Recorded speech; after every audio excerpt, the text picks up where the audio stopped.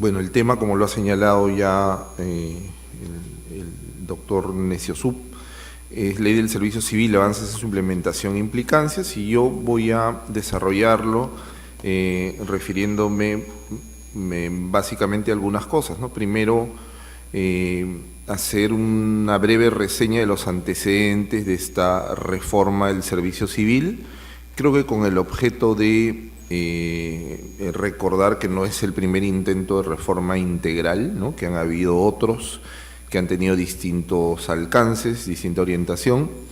En segundo lugar, referirme a los parámetros, es decir, los límites o los objetivos, fines, que debe cumplir una reforma del servicio civil o del empleo público a la luz de la Constitución y de lo que el Tribunal Constitucional ha ido planteando en sentencias que se han sucedido y que desde un punto de vista jurídico, pero con implicancias en un proceso de reforma que trasciende lo jurídico,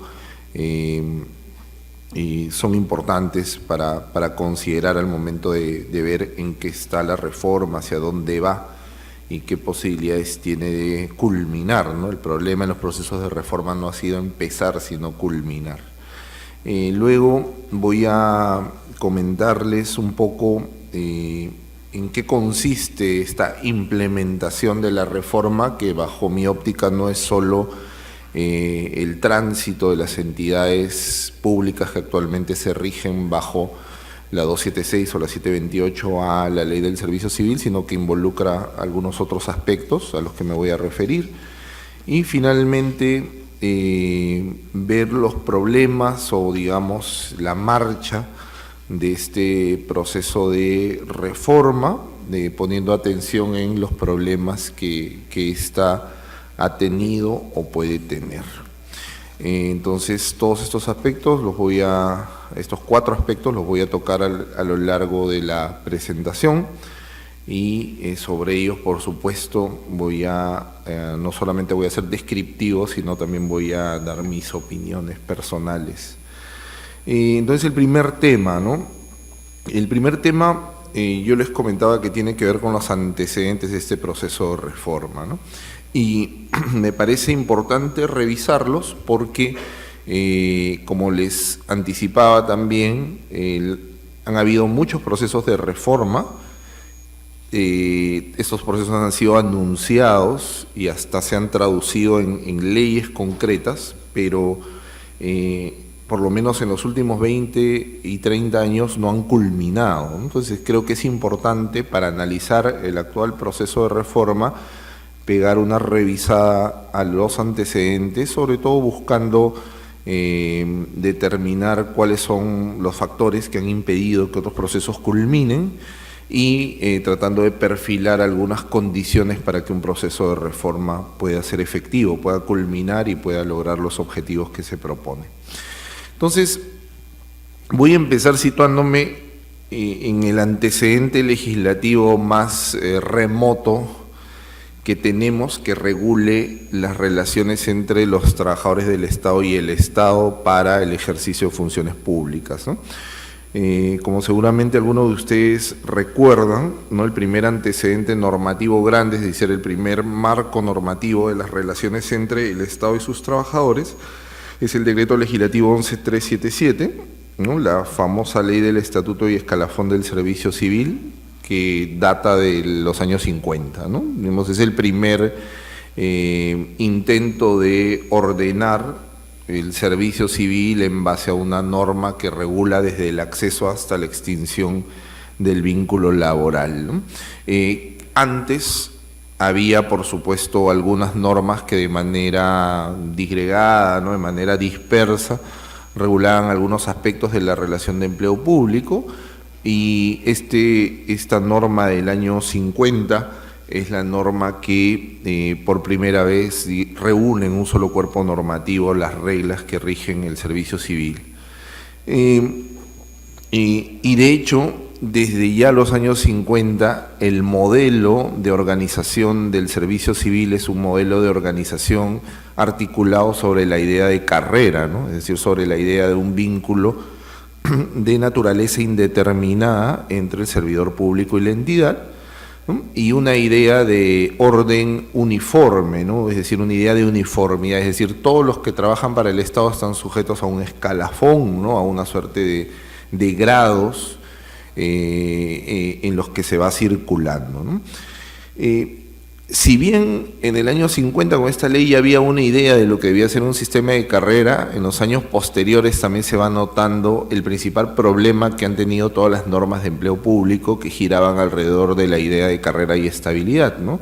Y es que la práctica se ha distanciado de la norma, ¿no? Es decir, en los hechos, la gestión de las entidades públicas ha demandado decisiones o ha involucrado acciones que marchaban al margen del modelo, ¿no? Si es un fenómeno común en el derecho que la ley diga una cosa y la gente haga otra, en el campo del empleo público esto ha sido una constante y ha sido una constante manifestada de manera muy temprana, ¿no? Es decir, desde la ley de 1950, quien pasó a gestionar o cómo se gestionaba el empleo público no tenía un referente normativo, sino era más la decisión de los gestores de las entidades públicas los que solucionaban los problemas y los que permitían la marcha de las entidades públicas y del servicio civil, ¿no? El siguiente hito importante se produce más de 20 años después cuando se crea el INAP, es decir, a una ley 23 años más tarde se crea, digamos, el órgano técnico encargado de una gestión centralizada del servicio civil. Aquí hay otra idea interesante, ¿no? Además de un sistema de carrera, de un sistema de trato uniforme a todos los trabajadores públicos al margen de la entidad en la que laboren, el INAP suma una tercera idea que es la de que la gestión de los recursos humanos o la gestión del empleo público, del servicio civil, como ustedes quieran enfocarlo, no se lleva a cabo de manera dispersa y disgregada, sino tiene un órgano central, ¿no? Que es el que expide directivas, el que se encarga de que la normativa se llegue y se concrete y rija los casos cotidianos, ¿no? La mayor parte de la gente que estudia este tema, estudió los antecedentes de la reforma del servicio civil, está de acuerdo en que el INAP pasó a regir, ¿no? A ser el órgano rector en la realidad de las relaciones de empleo público, es decir, que a través de directivas, ¿no? De procedimientos diversos, empezó a solucionar o a dar las pautas para gestionar el servicio civil, ¿no? Y la ley 11377 que seguía vigente quedó cada vez más alto, ¿no? Y cuando digo cada vez más alto me refiero a cada vez menos aplicada. El siguiente hito en estos antecedentes es la Constitución del 79, que por primera vez incluye un capítulo de la función pública, y esto es importante porque es un capítulo de la función pública que ya establece algunos parámetros, algunas ideas o algunos valores, si quieren llamarlo, que debería tener un sistema de empleo público, ¿no? En buena medida estos valores son recogidos por la Constitución del 93, que en este apartado no ofrece mucho cambio, ofrece cambio en la Constitución en tema de derechos laborales y en muchos otros temas vinculados con las relaciones entre la economía y el derecho, pero en este concreto campo no hay un cambio sustancial entre la Constitución del 79 y la que vendría posteriormente, ¿no? Digamos, el segundo hito, porque si el primero fue la ley 11377, el segundo hito importante es la ley de bases de la carrera administrativa, ¿no? La idea de esta ley era plasmar los valores que respecto a la función pública había establecido la Constitución del 79, y en el año 84, como ustedes saben, se expide el decreto legislativo 276, ley de bases de la carrera administrativa. Miren que si en el año 84 se expide bajo una inspiración similar a la ley 11377, es decir, un sistema de carrera en el que el acceso es por concurso, en el que el trabajador que ingresa por concurso tiene derecho a la estabilidad laboral y circula una ruta uniforme, es decir, grupos ocupacionales, niveles remunerativos, ¿no? Si bien esto es lo que se propone, ¿no? Es curioso porque del 84, prácticamente del 84 al 90, con la llegada de Fujimori poder, es que este modelo de la ley de bases rige, ¿no? Porque en el año 90, a partir del año 90, la ley de bases de la carrera administrativa es cerrada. ¿A qué me refiero con que es cerrada, no? Si ustedes lo recordarán, a partir de los años 90 empiezan a salir las leyes de presupuesto que prohíben los nombramientos, ¿no? Es decir, la posibilidad de que la gente entre a este régimen propuesto apenas 6 años antes, ¿no? Se ve cerrada desde el año 90 con la expedición de sucesivas leyes de presupuesto que prohíben los nombramientos, ¿no? Entonces, si ustedes lo ven bien en perspectiva histórica, ustedes dirán, bueno, la 276 tuvo una cortísima vida como modelo, ¿no? Es decir, siguió rigiendo para los trabajadores que eran empleados públicos cuando se expidió. Para los que entraron entre el 84 y el 90, lamentablemente a finales de los 90 hubo muchos nombramientos, ¿no? Pero a partir de los 90 este régimen se cerró. Y se cerró significa que había una idea clara del gobierno de aquel entonces de decir no va a haber ni uno más 276, ¿no? Ahora que estamos con esto de ni una menos, ¿no? Ni un 276 más, ¿no? Porque a partir de ahora vamos a cerrar los nombramientos y vendría un tercerito, ¿no? De los procesos de reforma, ¿no? Y es que la crítica al decreto legislativo 276 era una crítica de que el decreto legislativo 276, la ley de bases de la carrera administrativa, ofrecía extremada rigidez, no permitía una gestión ágil de los recursos públicos en el Estado. Recuerden que en los 90 circuló mucho como una idea general o se planteó como una idea ni siquiera de debate, porque hubo poco debate en los 90, ¿no? Se planteó el tema del modelo gerencial, ¿no? Es decir, el modelo privado como un modelo que tendía a la eficiencia, como un modelo que tendía a ser más ágiles las relaciones en el Estado, y las entidades punta del proceso, entre comillas, de modernización del Estado que se propugnó a partir de los años 90 por el gobierno de aquel entonces, fue un modelo que en todos los ámbitos de la administración tenía como referente el modelo de relaciones del sector privado, que también, como ustedes recordarán, fue reformado, ¿no? En el año 92 salió la Ley de Fomento del Empleo, ¿no? Y las entidades que eran entidades estratégicas para este proceso de reforma en los años 90, por ejemplo la SUNAT, por ejemplo Indecopi, fueron entidades que nacieron o cambiaron del régimen laboral público al régimen laboral privado, ¿no? Prácticamente en el año 90, en los años 90, en la década de los 90, tempranamente además, empieza la introducción del régimen laboral de la actividad privada y por lo tanto la convivencia de dos regímenes laborales, ¿no? El régimen de la 276, abierto en el 84, cerrado en el 90, y el régimen de la 728, introducido a partir de los 90, empezando por aquellas entidades de punta, ¿no? Cada entidad que se reorganizaba en la década de los 90, o cada entidad que se creaba bajo esta idea de nuevo modelo más ágil de Estado reducido, ¿no? Era una entidad bajo el régimen laboral 728.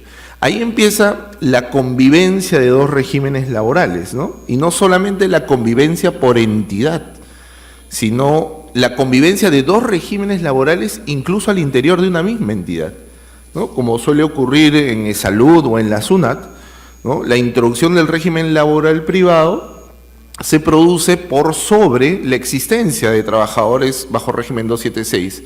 Y entonces empezamos en la década de los 90 a tener masivamente situaciones en las que dos personas hacen la misma labor, pero que están en regímenes diferentes, ¿no?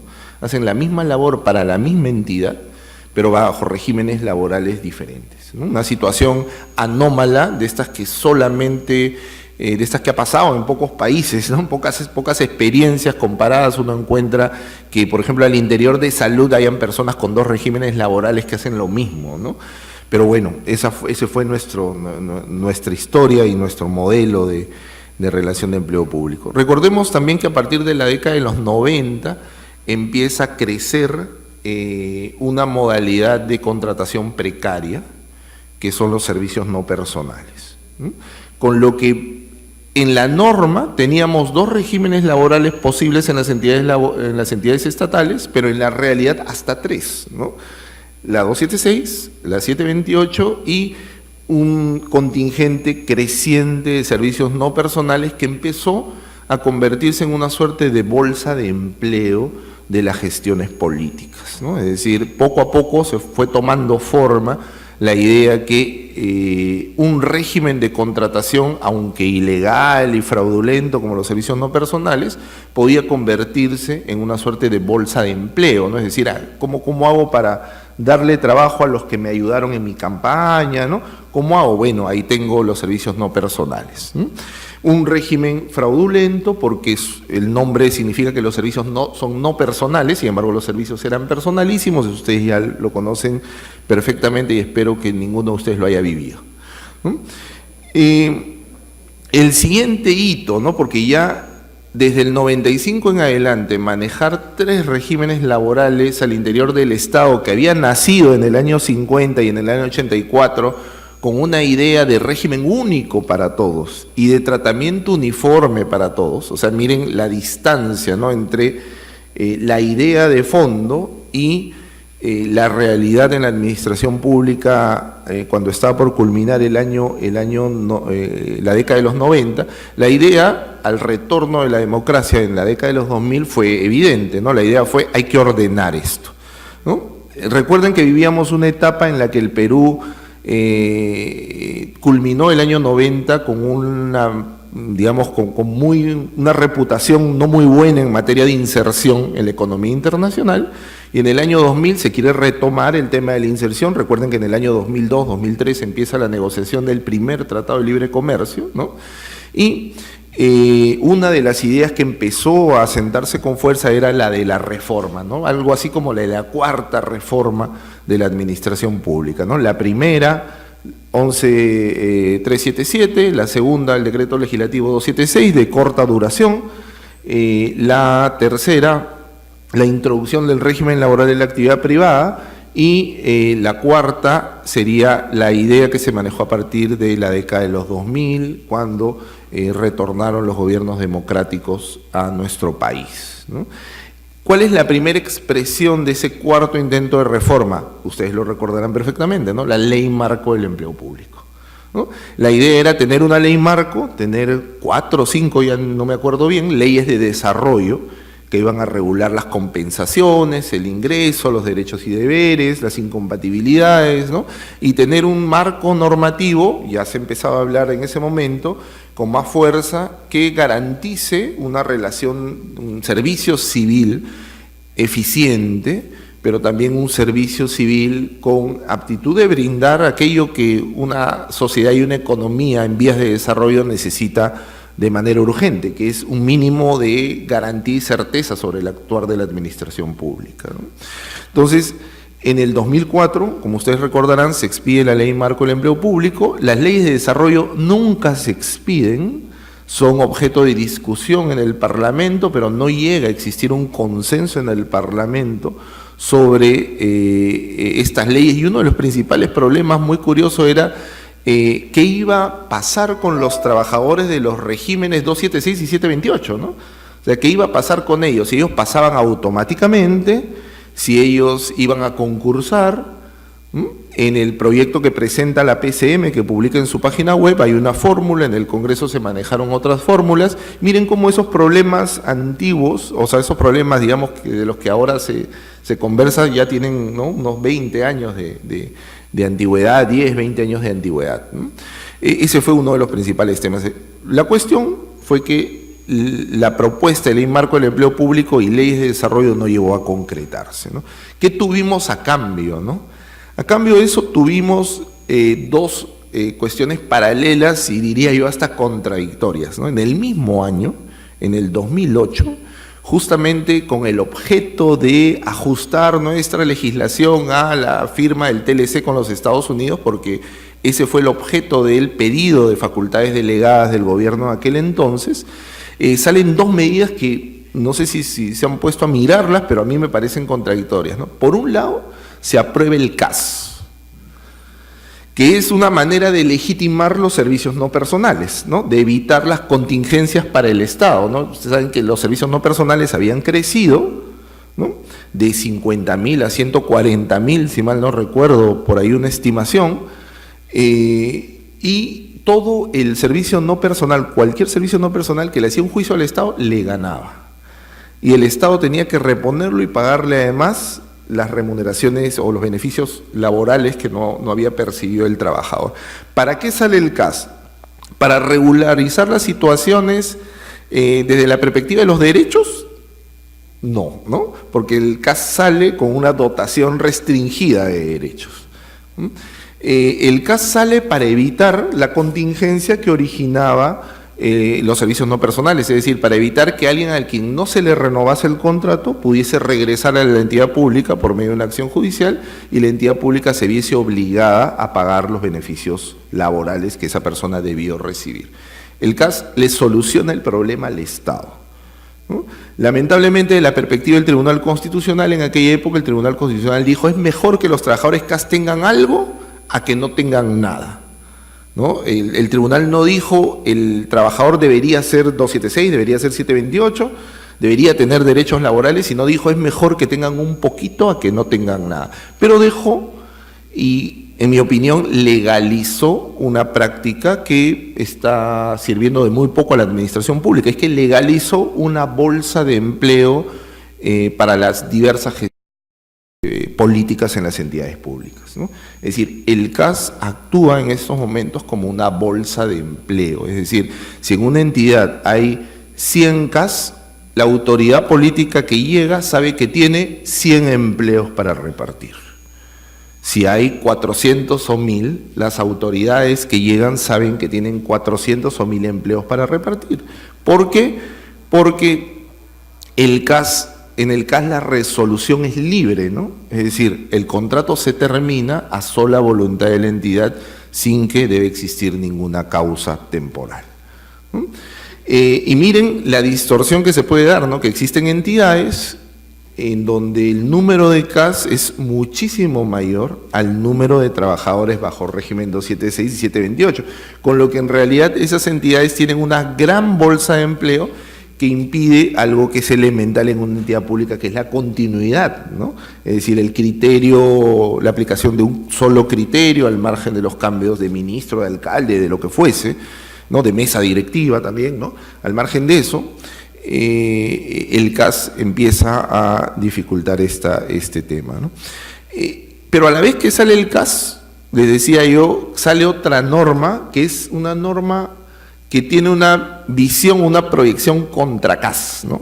Que es el decreto legislativo que crea la Autoridad Nacional del Servicio Civil y anuncia una futura reforma, ¿no? Es decir, nace Servir, y Servir nace con el objeto de ser la entidad que va a gestionar de manera centralizada los recursos humanos en el Estado, ¿no? Es decir, es más, cuando sale Servir se dice hace 14 o no sé cuánto, 12 años, que no existe una entidad, el INAP había sido desactivado en el año 95, ¿no? Que no existe una entidad que gestione centralizadamente los recursos humanos. Y desde el 2008 en adelante, cuando el Perú empieza esta epidemia de TLCs, entonces la idea es clara, ¿no? Necesitamos reformar la administración pública. Les decía que las ideas me suenan contradictorias porque por un lado se crea un régimen precarizador del empleo público y que somete el empleo público a la discrecionalidad política como el CAS, y por otro lado se apuesta a una entidad que gestione centralizada y ordenadamente los recursos humanos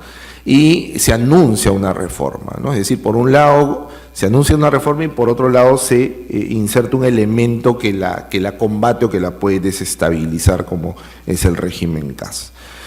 Ese es el contexto, esos son los antecedentes, ¿no? Lo que sigue es la aprobación en el año 2012 de la Ley del Servicio Civil, que sería un quinto hito en los intentos de reforma, ¿no? Y es intento aún porque el proceso de reforma que plantea no se concreta, ¿no? Ha iniciado, más todavía no se concreta y no podemos decir que existe una nueva norma de empleo público.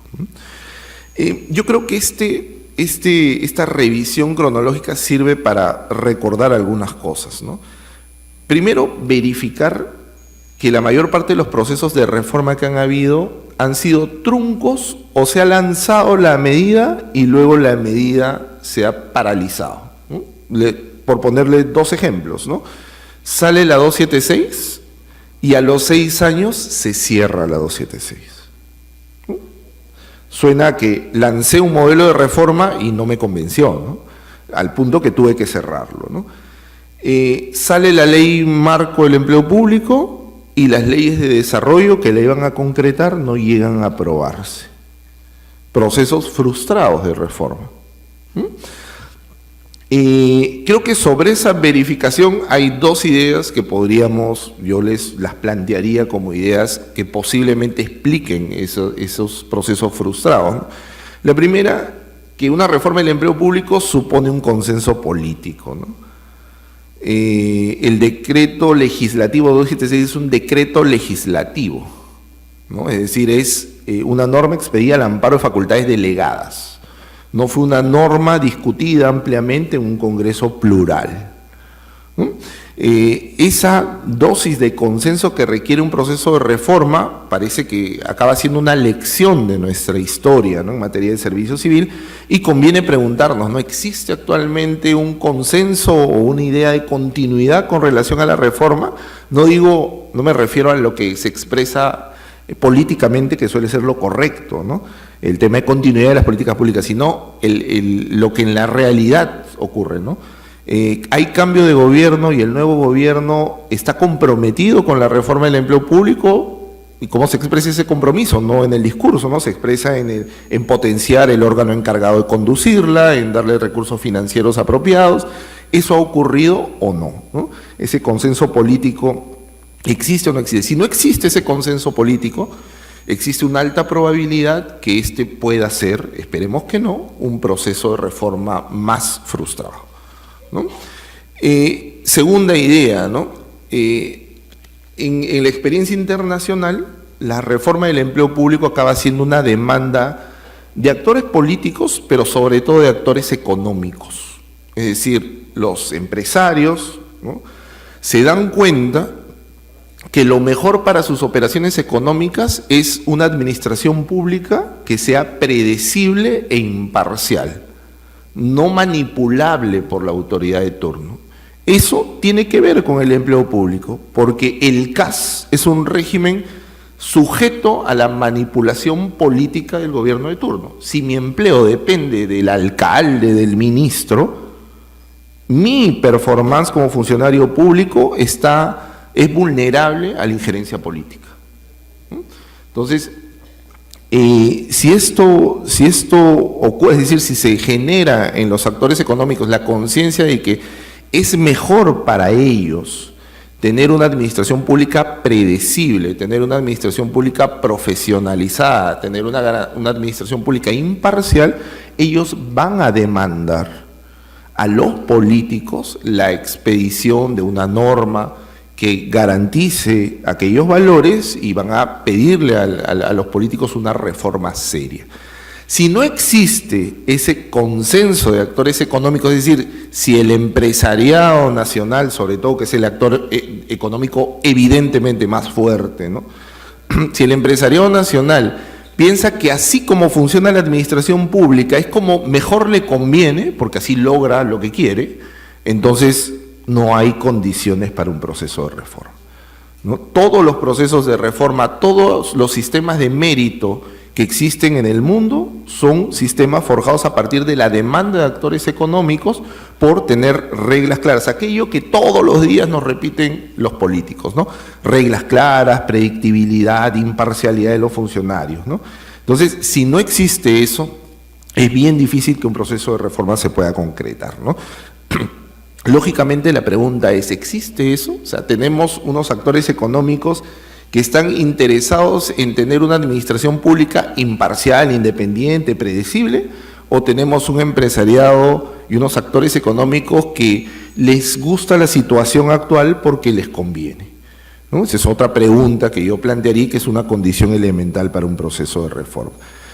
Y lo otro es que la reforma tiene que ser una reforma inspirada en aquello que la Constitución señala. Y ahí paso al segundo punto, ¿no? Me parece, es de mi opinión, que el Tribunal Constitucional ha hecho una labor interesante de establecer unos parámetros a lo que tiene que ser el servicio civil. En primer lugar, el Tribunal Constitucional en distintas sentencias nos ha señalado 4 cosas que quiero poner de relieve. Primero, ha reafirmado que en la Constitución dice claramente que la función pública se rige por el sistema de carrera. Es decir, la carrera tiene que ser un componente de la reforma. Si la reforma no se basa en la idea de carrera pública, la reforma no es constitucional. Y la carrera supone estabilidad. No hay carrera sin estabilidad. O sea, no podemos hablar de una garantía de carrera profesional si el contrato del trabajador se puede romper a discrecionalidad de la autoridad pública. Entonces, ahí hay un valor importante, ¿no? Si el sistema, la reforma, no garantiza la carrera, por tanto, no garantiza la estabilidad, es un sistema, es una propuesta de reforma inconstitucional. El segundo, ¿no? Lo segundo que ha recalcado el TC, que el sistema de empleo público se tiene que regir por el mérito. La famosa meritocracia, ¿no? Cada vez que se usa mucho una palabra, la palabra acaba dejando de tener su sentido real, ¿no? Acaba haciéndose más gaseosa. Bueno, ojalá que no pase eso con el tema del mérito, ¿no? Significa que el acceso, significa que la progresión, significa que el mejor salario tienen que obedecer al único criterio del mérito. Que existe un espacio para la discrecionalidad política, que existe un espacio para la libre designación y remoción, sí, en todas las administraciones públicas existe, pero la regla general es el mérito, es decir, que quien logra el ascenso, quien logra el acceso o quien mejora sus condiciones de trabajo, lo hacen porque demostró un mérito, más mérito que sus compañeros. Bueno, habría que preguntarnos si la situación actual, por ejemplo, el CAS garantiza el mérito, ¿no? Pues aunque lo diga la norma, el tema no es si lo dice o no lo dice, el tema es si en la realidad ustedes tienen, por ejemplo, algunos de ustedes habrán hecho un concurso CAS, ¿no? ¿El concurso se basó en el mérito o no se basó en el mérito? O cuando se hicieron los términos de referencia ya se sabía a quién iban a contratar. Pues eso no es mérito, ¿no?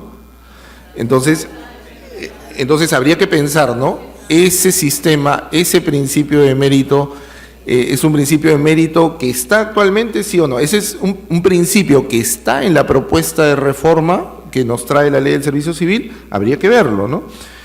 Tercera idea que la Constitución nos plantea, ¿no? El reconocimiento del régimen constitucional del trabajo aplicable a los servidores civiles. ¿Qué significa esto, no? En muchas sentencias, la primera sentencia de inconstitucionalidad que resuelve el proceso de inconstitucionalidad contra la ley marco y las últimas que ha expedido el TC ha sido muy claro, ¿no? Los servidores públicos son trabajadores. ¿Qué significa esto, no? Que a ellos les corresponden los derechos que la Constitución predica para los trabajadores. La aplicación del régimen constitucional del trabajo. Eso significa que el sistema del servicio civil, la reforma del servicio civil, no puede obviar el reconocimiento de los derechos laborales que están en la Constitución y que deben ser aplicables por igual a los trabajadores públicos y a los trabajadores privados. Un cuarto parámetro, ¿no? Y el último, muy vinculado con este parámetro, ¿no? Los trabajadores públicos organizados en sindicatos tienen derecho de participar en la determinación de sus condiciones de empleo. Las últimas sentencias referidas a la ley de presupuesto y la sentencia contra la ley del servicio civil, que declara inconstitucionales algunos artículos de esta norma, claramente nos están señalando de que hay un derecho de negociación colectiva de los trabajadores públicos, y este derecho de negociación colectiva es un derecho de participación en la determinación de sus condiciones de empleo. La pregunta aquí es, ¿la reforma del empleo público tiene una lógica de participación o no tiene una lógica de participación? El sistema de gestión integrado del servicio civil, una idea tan interesante, ¿considera la participación de los trabajadores o no la considera? De hecho, el TC ya le ha dicho al Congreso y al Poder Ejecutivo que hay un déficit en el marco normativo en materia de negociación colectiva. No solamente negociación colectiva económica, el problema encontrado por el TC no es el problema de que no se puedan negociar remuneraciones. El problema que el TC plantea en la sentencia es que no se pueden negociar remuneraciones, pero hay un déficit en la regulación del derecho de negociación colectiva, es decir, participación. Esos 4 parámetros, en mi opinión, son parámetros que deberían guiar el proceso de reforma. Por lo tanto, paso a mi tercer punto, que es el proceso de reforma. ¿Cómo es este proceso de reforma? Si ustedes revisan la página web de Servir, que es una página web que a comparación de otras tiene mucha información,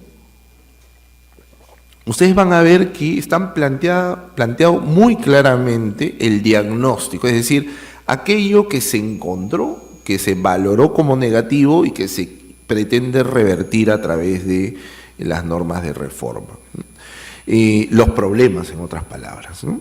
Según Servir, ¿cuáles eran estos problemas? El primero que llama la atención es, hay un crecimiento no planificado del empleo público.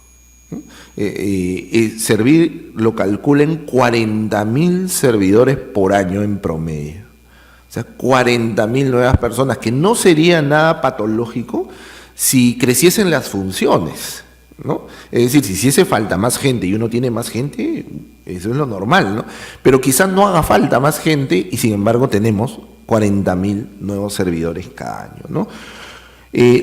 Lo que evidencia de que el empleo público puede estar funcionando, y Servir lo anota, más como una bolsa de empleo política, ¿no?, que como un sistema para la atención y prestación de servicios públicos eficientes, ¿no? La realidad que nosotros vemos en nuestras entidades, la persona que vino porque tenía un conocido y está sentado, parado ahí y no hace nada, no porque no tenga calificaciones, ¿no?, sino porque no estaba previsto pues que venga una persona más, porque no hacía falta una persona más, ¿no?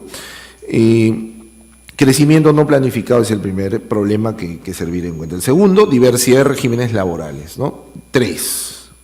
276, 728 y el creado CAS.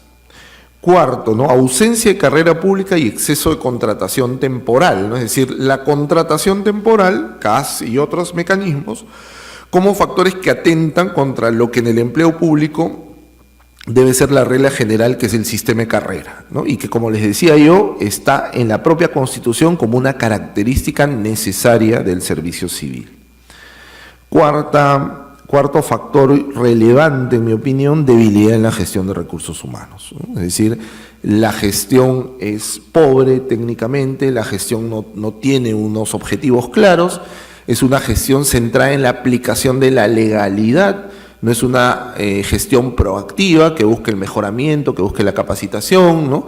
Las políticas de bienestar se han quedado congeladas, ¿no?, y no han evolucionado conforme a las nuevas necesidades que tienen también los trabajadores, ¿no? Totalmente de acuerdo desde mi óptica con este diagnóstico, con la ubicación de los problemas, ¿no? ¿Qué es lo que propone la reforma? Según Servir, además, ¿no? O sea, lo que dicen los documentos de Servir, ¿no? Servir dice, la reforma se aplicará a 2.000 entidades, pero solamente al 40% de los trabajadores públicos, porque hay un importante grupo de trabajadores públicos bajo carreras especiales que no son alcanzados por la ley del servicio civil de manera directa, sino solo de manera supletoria. Y Servir propone básicamente 3 cosas: igualdad de trato legislativo, mérito y carrera, ¿no? Es decir, voy a recuperar, dice Servir, aquellos valores que la Constitución y el Tribunal Constitucional señalan que debe tener necesariamente un sistema de carrera, ¿no? Una segunda idea interesante, ¿no? Estamos a nivel de ideas generales, no de cómo estas se traducen concretamente. Dice, no solo se trata de un cambio de régimen legal, ¿no?, o de una unificación del régimen legal, se trata de mejorar gestión de personas, ¿no? Interesante que hable gestión de personas, ¿no?, de personas con personalidad y con derechos de personalidad, ¿no? Y dice además que esta gestión es una gestión integral porque se integran temáticas diversas, ¿no? Se integra junto con la gestión de tu legajo, se integra la gestión de las capacidades, del rendimiento, de las compensaciones de manera armónica.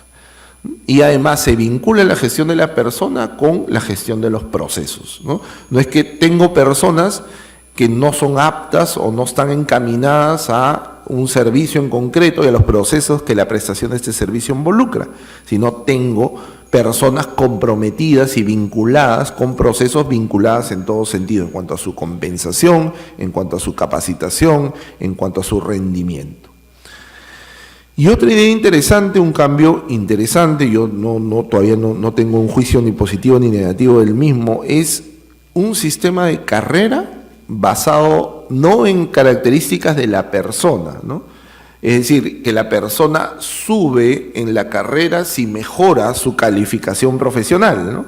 Sino un sistema de carrera basado en una idea de familia de puestos. Es decir, yo identifico a todas las personas vinculadas a evaluación de políticas, al margen de la entidad en la que estén, en un municipio, en un gobierno regional, en un ministerio. Identifico a todas las personas que hacen labor de fiscalización, sea SUNAT, sea Inspección del Trabajo, sea fiscalización en materia de salud, ¿no? Y a todos ellos los agrupo en una familia y ellos pueden progresar al interior de esa familia de puestos. Y lo más interesante es que no solo pueden progresar en su entidad, sino podrían progresar en otra entidad donde hayan funcionarios de la misma familia. Debo entender, por lo tanto, que un inspector de trabajo ubicado en un estrato de la carrera profesional puede aspirar no solamente a subir al interior de SUNAFIL, ¿no? De estrato, sino también podría aspirar a subir de estrato postulando internamente a un lugar que aparezca en la SUNAT, ¿no? La idea de familia de puestos permite el crecimiento transversal, ¿no? La progresión transversal. Ideas interesantes, ¿no? De esta reforma que propone Servir. Muy bien, ¿cómo se concretan estas ideas, ¿no? La realidad. La ley lo que nos ofrece es una suerte de reglas que van a ser de aplicación inmediata y un conjunto de reglas que van a ser de aplicación progresiva. Con relación a la aplicación inmediata, la ley del servicio civil, la reforma, dice, lo primero que vamos a aplicar es el tema de organización del servicio civil, o sea, servir y sus capacidades directrices, ¿no? Sus capacidades de gestión centralizada del empleo público. En segundo lugar, el capítulo vinculado a los derechos colectivos, que serán de inmediata aplicación a todo el mundo. Y en tercer lugar, el proceso disciplinario.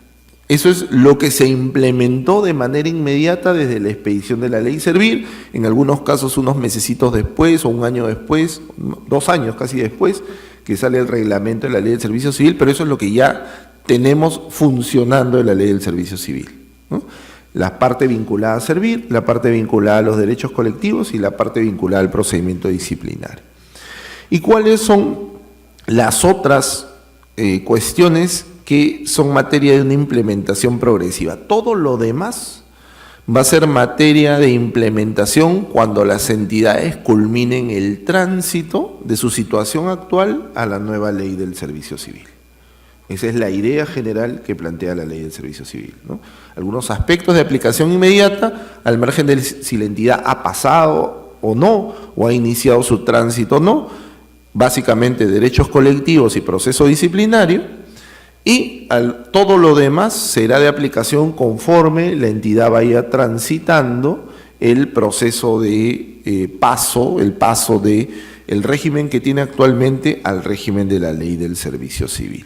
Esa es la idea. Paso al último punto. ¿Qué problemas o cómo va ese tema, ¿no? El título de la exposición es Avances, ¿no? ¿Cómo han ido los avances, ¿no? Primero, lo que es de aplicación inmediata, en realidad ha sido de aplicación inmediata tal como lo había previsto la reforma del servicio civil. Bueno, parece que en cuanto al procedimiento sancionador, ya todas las entidades manejan la lógica del procedimiento sancionador que propone Servir.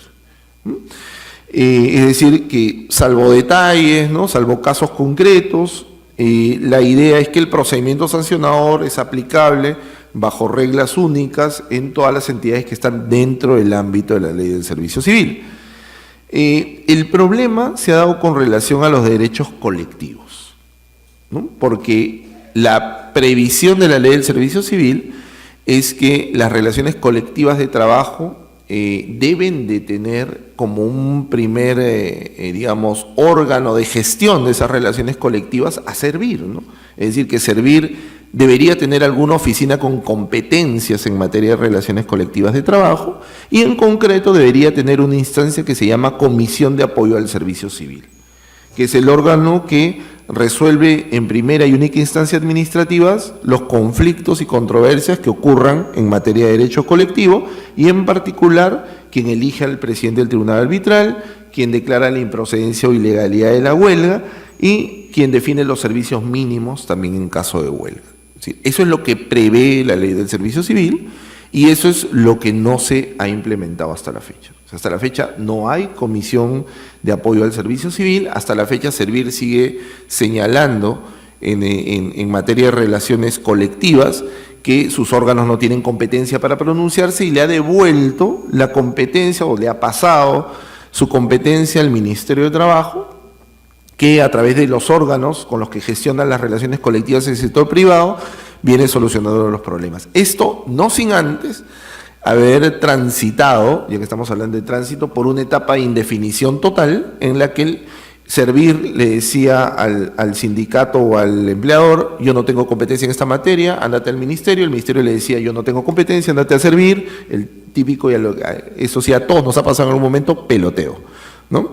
En materia de relaciones colectivas, ¿no? Eso ya más o menos está claro, todos saben que ahora el Ministerio de Trabajo es, por ahora, el órgano encargado de la gestión. Servir actúa como una suerte de mese partes, ¿no? Hay que comunicarle todo, en realidad no sé para qué, si no tiene competencias todavía, ¿no? Pero la Comisión de Apoyo al Servicio Civil no está implementada y ahí hay un tema muy interesante que demandar, porque la idea es que esta comisión de apoyo es la que tiene competencia para resolver aspectos vitales de las relaciones colectivas. Es importante también señalar que esta Comisión de Apoyo al Servicio Civil es una suerte de bracito del empleador, ¿no? O sea, si Servir ya es un brazo de gestión del Estado como empleador, Servir, insisto en esta idea que planteé hace muchos años, no es un tribunal imparcial, ¿no? O sea, Servir es el tribunal del empleador y a través del cual el empleador busca ser más objetivas, más razonables sus decisiones, ¿no? Y la Comisión de Apoyo al Servicio Civil intenta ser configurada como un órgano independiente, más creo que hay muchos elementos que no lo convierten en un órgano independiente, ¿no? Desde el momento que los representantes de esta Comisión de Apoyo al Servicio Civil, ninguno de ellos es elegido ni siquiera a propuesta de las organizaciones sindicales, entonces estamos hablando que esto es del empleador, ¿no? Esto no es un órgano imparcial, ¿no? Desde el momento que son empleados de el Estado, porque el Estado les paga, entonces tampoco estamos hablando de una representación imparcial, independiente, que solucione problemas, como por ejemplo la definición de los servicios mínimos o de la declaración de ilegalidad de la huelga, que son problemas que la OIT ha señalado muy claramente, no deberían quedar en manos del empleador, ni siquiera del Ministerio de Trabajo. Entonces, aquí hay un tema muy interesante sobre el cual poner atención. ¿Qué pasa con aquellos aspectos de implementación progresiva? Seguramente por aquí va el interés de alguno de ustedes, ¿no? Servir dice muy claro y enfatiza algo que está en la ley, ¿no? Y que es importante escuchar, ¿no? El tránsito es obligatorio para las entidades, pero no para los trabajadores. Es decir, todas las entidades, dentro de los 6 años que dure el tránsito, 6 años de lo que ya van pasando 3 y medio, ¿no? Todas las entidades tienen sí o sí que pasar a la ley del servicio civil, entre ellas las que últimamente volvió a meter el Congreso, el Tribunal Constitucional, el Congreso, la SUNAT, ¿no? Que estaban fuera y que ahora están dentro. Todas ellas tendrían que pasar a la ley del servicio civil, eso es obligatorio. Lo que no es obligatorio, lo dice Servir con bastante énfasis, es que los trabajadores pasen del régimen que actualmente tienen al régimen de la ley del servicio civil. Eso no es obligatorio. El trabajador, en el marco del proceso de tránsito de su entidad, debe tener, según lo que dice la ley, la posibilidad de decir, yo no quiero pasar.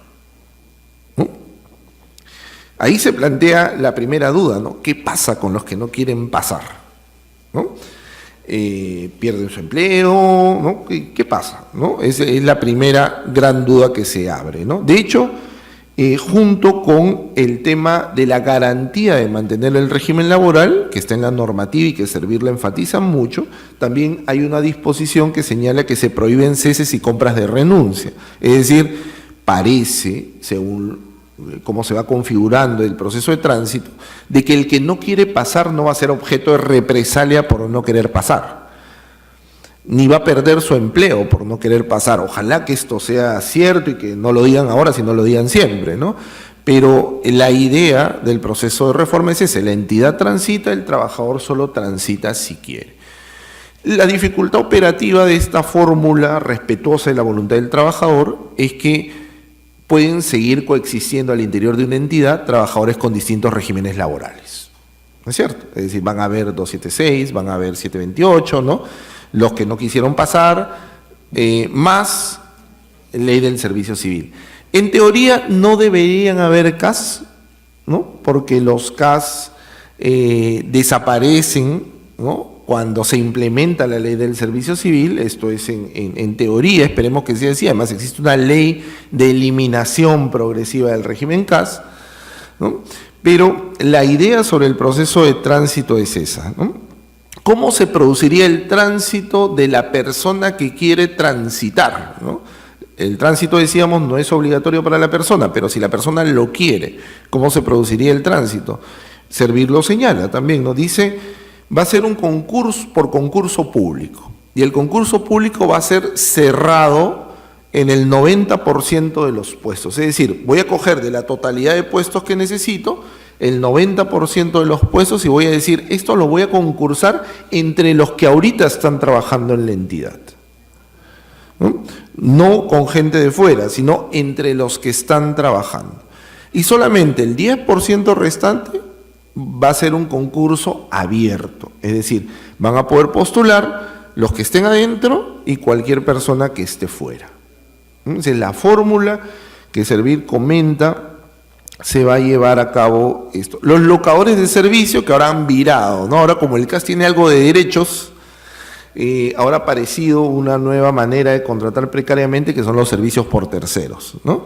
Los locadores por servicios por terceros y modalidades que puedan salir de aquí a que su entidad pase, van a solamente tener derecho a postular al concurso abierto, no al cerrado. El cerrado solo tendrían oportunidad los 276 y los 728, porque en la idea de la reforma el régimen CAS ya va a estar cerrado.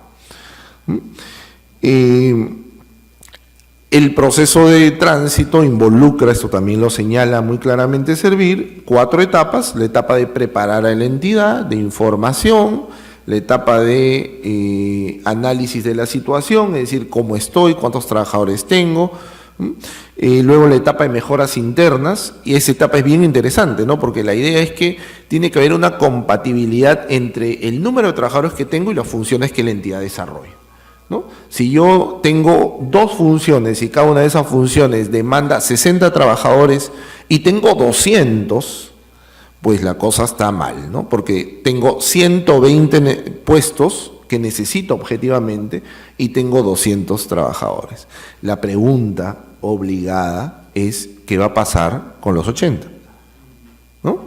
Los 80 que han sido identificados como puestos excedentes porque no corresponden con las funciones, con el sinceramiento de las funciones. ¿Qué va a pasar con ellos, no? Ellos van a permanecer, ellos van a salir, ¿no? La regla general es que, como todo el mundo tiene derecho a mantenerse en su régimen, eso supone de que uno también tiene derecho a mantenerse en su puesto, ¿no? ¿Para qué una garantía de mantenerme en mi régimen si me pueden sacar? ¿No es cierto? Entonces, la idea es que, en principio, según lo que parece configurar este proceso de reforma, no, esa persona se quedaría, aunque objetivamente quede demostrado de que ese puesto es excedente, no se justifica en las funciones de la entidad. ¿Cómo va este proceso de tránsito? Servir ha hecho un esfuerzo por expedir directivas, ¿no? Es decir, instrumentos de gestión de ese proceso de tránsito. Hasta la información que yo tengo, 24 de octubre del 2016, o sea, el mes pasado, 278 entidades están en proceso de tránsito. 278 de 2.000 aproximadamente. ¿No? Estamos hablando de más del 10% de entidades que a 3 años casi de haberse iniciado la reforma, una reforma que debe concretarse en 6 años, ¿no? Pero de los que ya van transcurriendo 3, casi 3, digamos, está promoviendo el tránsito del 10%, un poco más del 10% de entidades públicas. Entre esas entidades públicas hay universidades, municipalidades, que son una gran proporción de entidades públicas, 18 ministerios y 8 gobiernos regionales, ¿no? Es decir, hay un proceso de tránsito que va más o menos al 13, 14%. La inquietud lógica es llegarán, ¿no? Llegarán a los 6 años, o a los 6 años saldrá una ley que diga, démosle 3 añitos más, ¿no? Es interesante porque hay 15%, 14%, que no es un, digamos, tampoco es nada, ¿no? O sea, peor hubiese sido que nos encontremos con que el 1%, ¿no? El 2%, el 5%, como la ley MIPE, ¿no? Que intenta formalizar y nadie le interesa la formalización que ofrece la ley MIPE. De las entidades del total, aproximadamente el 47% se encuentra en la primera etapa. Son 4 etapas, ¿no? 47% se encuentra en la primera etapa, 46%, esa es información del propio Servir, se encuentra en la etapa 2 de análisis de la situación y solamente un 7% está en la segunda etapa, pero a inicios de la segunda etapa, ¿no? Todavía no ha culminado su proceso de mejora. Es decir, si nos preguntamos entonces, ¿cómo va esto? ¿Cuánto avance ha habido en ese proceso de tránsito? Tenemos eso. Tenemos ahorita, como parte de este proceso, casos prácticos que nos resuelvan los problemas. A ver, ¿qué pasa cuando hago mi cuadro de puestos de la entidad y sucede que el cuadro de puestos me sale que debería tener 1.200 puestos, pero en realidad tengo 2.000 trabajadores? Eso va a ser muy frecuente en entidades públicas, ¿no? ¿Qué hago, no? Si nos preguntamos, ¿hay algún ejemplo donde haya esto pasado? No, no hay. No hay, ¿no? Porque la manera como las entidades han ido transitando no les permite llegar todavía a esa etapa en la que se produce el ajuste o la revisión exhaustiva y objetiva de qué procesos tengo y cuánta gente necesito para confrontarlo con la cantidad de gente que tengo, ¿no? Y muy rápidamente 3 conclusiones, ¿no? La primera, muchas reformas no se concretaron. No se concretaron. ¿Hace falta una reforma? Creo que es evidente que sí, ¿no? O sea, a nadie le gusta el CAS, ¿no? Ni tampoco a los 276 les gusta tener un aguinaldo paupérrimo cuando su compañero 728 tiene una gratificación equivalente a un sueldo, ¿no? A nadie le gusta vivir en un contexto tan desordenado como el que actualmente rige la administración pública, pero sobre todo esa realidad no es eficiente, ¿no? O sea, no le garantiza eficiencia, imparcialidad a los servicios públicos. Y nosotros, si ustedes son trabajadores públicos, como ahora yo también, van a saber que ustedes son trabajadores públicos, pero también son consumidores de servicios públicos, ¿no? Si ustedes como ciudadanos pueden trabajar en la SUNAT haciendo fiscalización tributaria, pero necesitan sacar su DNI y sacarle la partida de nacimiento y quieren una administración pública eficiente, ¿no? No quieren que los peloteen, ¿no? No quieren que las respuestas salgan de ahí a 6 meses cuando ya no las necesitan. Todos necesitamos una administración pública eficiente, ¿no? Entonces necesitamos que un proceso de reforma se concrete, ¿no? La pregunta es, ¿este proceso se concretará? ¿No? Y la pregunta en concreto es, ¿existen condiciones políticas? ¿Es una aspiración de los agentes económicos mejorar la administración pública o les conviene la administración pública así como está? Que a veces es una suerte de territorio donde el más fuerte gana, ¿no? En segunda conclusión, ¿no? Si el proceso, a diferencia de otros, en mi opinión, tiene una visión integral muy interesante en cuanto a ideas generales. No conozco los detalles operativos de cómo se está viabilizando este proceso. Sin embargo, sí creo que un gran déficit del proceso es el tema de la participación de los trabajadores. Lo ha notado el TC, La participación de los trabajadores, como decían algunos congresistas y ministros, no es debilidad, ¿no?